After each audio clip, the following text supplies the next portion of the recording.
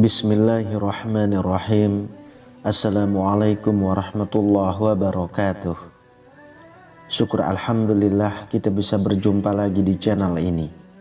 Sholawat dan salam selalu dan tetap tercurahkan kepada junjungan kita Nabi besar Muhammad sallallahu alaihi wasallam. Allahumma sholli ala sayyidina Muhammad wa ala ali sayyidina Muhammad. Harapan dan doa saya semoga saudaraku semuanya selalu diberikan kesehatan, dilapangkan rezekinya, diampuni dosa-dosanya, dan dipanjangkan umurnya. Amin ya rabbal alamin. Sahabat beriman yang dirahmati Allah, di antara tanda-tanda kebaikan yang terpancar dari seorang hamba adalah keberadaan khodam Al-Quran yang menjaganya. Khodam ini membimbingnya pada setiap langkah kehidupan, menerangi jalan dalam kegelapan, dan menguatkan hatinya di tengah badai cobaan. Marilah kita renungkan bersama melalui serangkaian tanda yang menjelma dalam perilaku sehari-hari. Inilah 10 tanda orang yang diikuti khodam Al-Quran. Yang pertama adalah konsistensi dalam berzikir dan beribadah adalah salah satu tanda yang menunjukkan bahwa seseorang diikuti oleh khodam Al-Quran. Sebagaimana yang dinyatakan dalam Al-Quran surah Ar-Ra'd ayat 28. Orang-orang yang beriman dan hati mereka menjadi tentram dengan mengingat Allah Ta'ala. Ingatlah, hanya dengan mengingat Allah lah hati menjadi tentram. Hal ini menegaskan bahwa zikir kepada Allah merupakan sarana utama untuk mendapatkan ketenangan dan kekuatan spiritual. Bukti nyata dari orang yang memiliki khodam Al-Quran adalah kebiasaan mereka dalam menjaga sholat 5 waktu dengan penuh khusyuk. Sebagaimana yang ditegaskan dalam surah Al-Mu'minun ayat 1-2. Beruntunglah orang-orang yang beriman yang khusyuk dalam sholatnya. Mereka juga memahami bahwa tawakal kepada Allah adalah kunci kesuksesan dalam hidup. Sesuai dengan ajaran dalam Al-Quran dalam surah At-Talaq ayat 3. Barang siapa bertawakal kepada Allah Ta'ala, niscaya Allah akan mencukupkan baginya. Oleh karena itu, kebiasaan berzikir, menjaga sholat, dan tawakal kepada Allah merupakan pilar-pilar utama dalam kehidupan seorang yang diikuti oleh khodam Al-Quran. Lalu yang kedua, kasih sayang dan kepedulian terhadap sesama menjadi landasan kuat bagi individu yang diikuti oleh khodam Al-Quran. Mereka tidak hanya menjunjung tinggi silaturahmi dengan keluarga, tetangga, dan sesama muslim, tetapi juga secara aktif berbuat baik kepada orang lain, memberi sedekah dan menolong yang membutuhkan. Sebagaimana yang disebutkan dalam Al-Quran surah An-Nisa ayat 1. Dan bertakwalah kepada Allah yang dengan mempergunakan namanya kamu saling meminta satu sama lain. Dan peliharalah hubungan silaturahmi. Sesungguhnya Allah selalu menjaga dan mengawasi kamu. Selain itu, mereka juga memiliki hati yang lapang, mudah memaafkan kesalahan orang lain, dan senantiasa berusaha menjaga perdamaian. Sebagaimana yang diajarkan dalam Al-Quran surah Ali Imran ayat 134. Orang-orang yang menafkahkan hartanya, baik di waktu lapang maupun sempit, dan orang-orang yang menahan amarahnya dan memaafkan kesalahan orang, Allah menyukai orang-orang yang berbuat kebajikan. Keberadaan khodam Al-Quran yang tercermin melalui perilaku kasih sayang dan kepedulian terhadap sesama ini menjadi bagian integral dari kehidupan seorang hamba yang beriman. Yang ketiga, kecintaan dan pengamalan Al-Quran tercermin dalam kehidupan seorang muslim yang memeluk agama Islam dengan penuh keikhlasan dan kecintaan yang mendalam kepada kitab suci Al-Quran. Seorang yang diikuti khodam Al-Quran akan senantiasa mencintai Al-Quran, membaca dan mendalami maknanya dengan sungguh-sungguh, karena Al-Quran adalah petunjuk bagi seluruh umat manusia. Sebagaimana disebutkan dalam surah Al-Furqan ayat 30. Dan Rasul berkata, "Ya Tuhanku, sesungguhnya kaumku menjadikan Al-Quran ini sesuatu yang dianggap terlantar. Kesungguhan ini menggiring mereka untuk mengamalkan ajaran Al-Quran dalam kehidupan sehari-hari, menjadikan Al-Quran sebagai pedoman hidup, dan mengamalkan setiap ajaran yang terkandung di dalamnya." Firman Allah dalam surah Al-Baqarah ayat 2 menjelaskan, "Inilah kitab Al-Quran yang tidak ada keraguan padanya, petunjuk bagi mereka yang bertakwa."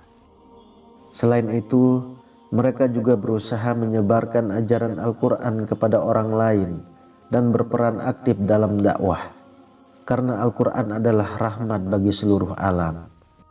Sebagaimana yang disampaikan dalam surah Al-Anbiya ayat 107.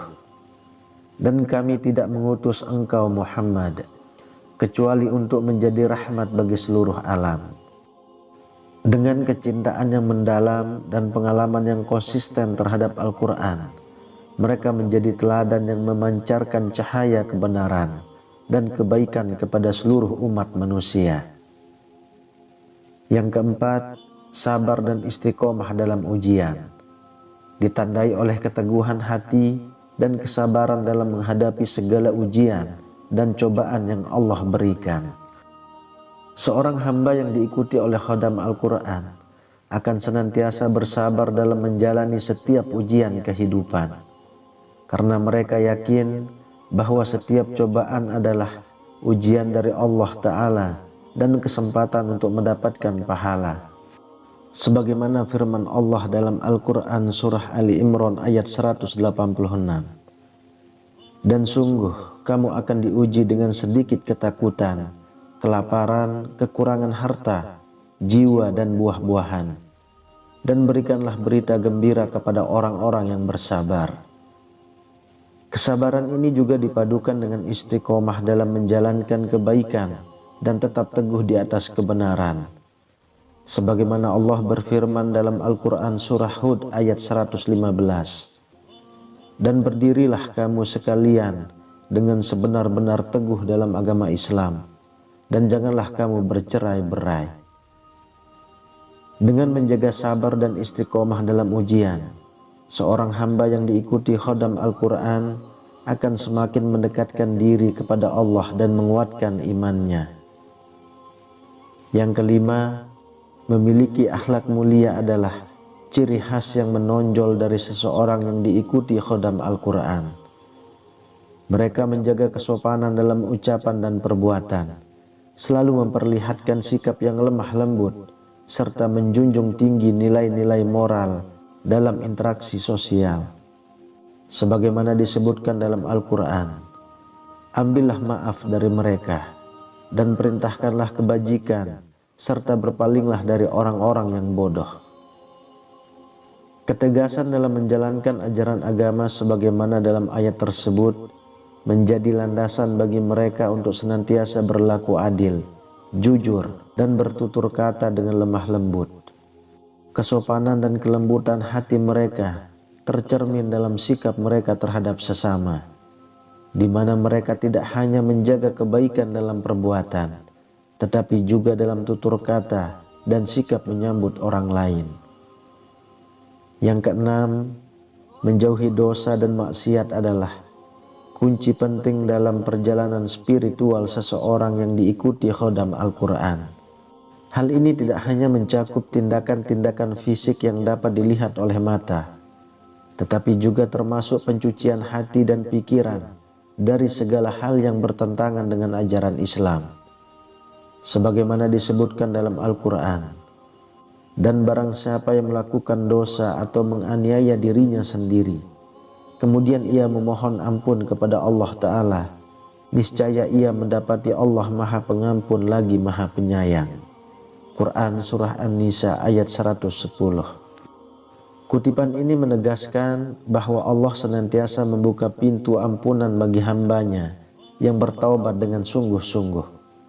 Oleh karena itu, menjauhi dosa dan maksiat merupakan upaya yang terus-menerus dilakukan sebagai wujud ketaatan dan pengabdian kepadanya.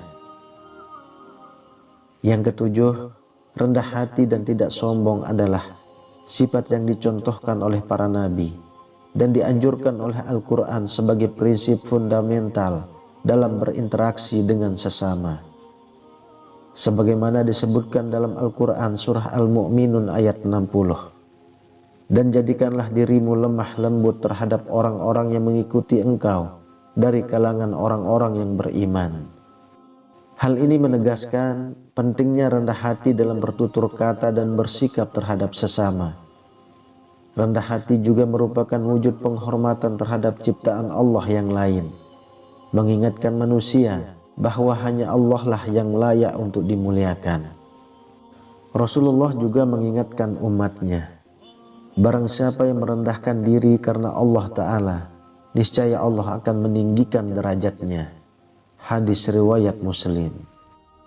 Tidak bersikap sombong juga merupakan bagian dari akhlak mulia yang dicontohkan oleh Rasulullah sebagai bentuk penghargaan terhadap nikmat yang diberikan Allah dan penolakan terhadap kesombongan yang merupakan akar dari kejahatan. Yang kedelapan, sibuk dengan ilmu dan pendidikan merupakan tanda nyata dari seseorang yang diikuti khodam Al-Quran. Sebagaimana yang disebutkan dalam Al-Quran, dan katakanlah, ya Tuhanku, tambahkanlah kepadaku ilmu. Quran surah Toha ayat 14. Dalam hadis yang diriwayatkan oleh Abu Dawud, Rasulullah bersabda, menuntut ilmu adalah wajib atas setiap muslim. Hal ini mencakup pencarian ilmu agama maupun ilmu dunia, serta semangat untuk menyebarkan pengetahuan yang bermanfaat kepada orang lain. Orang yang diikuti khodam Al-Quran akan aktif dalam meningkatkan pemahaman mereka terhadap ajaran agama dan juga dalam mengembangkan pengetahuan yang bermanfaat bagi masyarakat secara umum.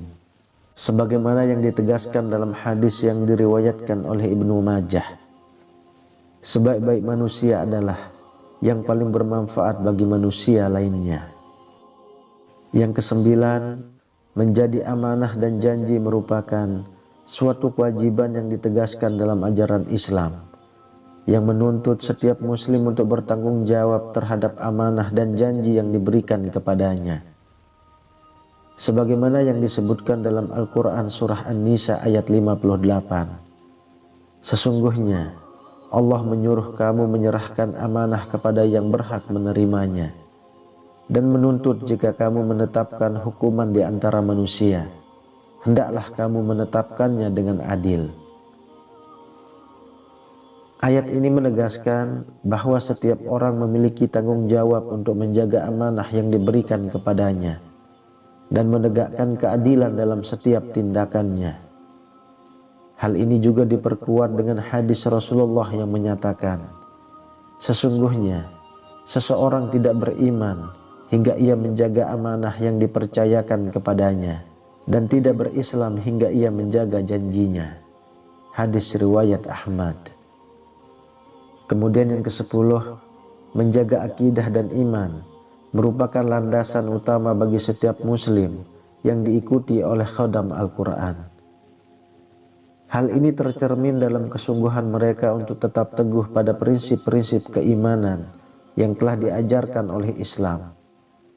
Sebagaimana yang disebutkan dalam sebuah hadis riwayat Imam Muslim, Rasulullah bersabda, barang siapa yang menjaga dua bagian, aku menjamin baginya masuk surga.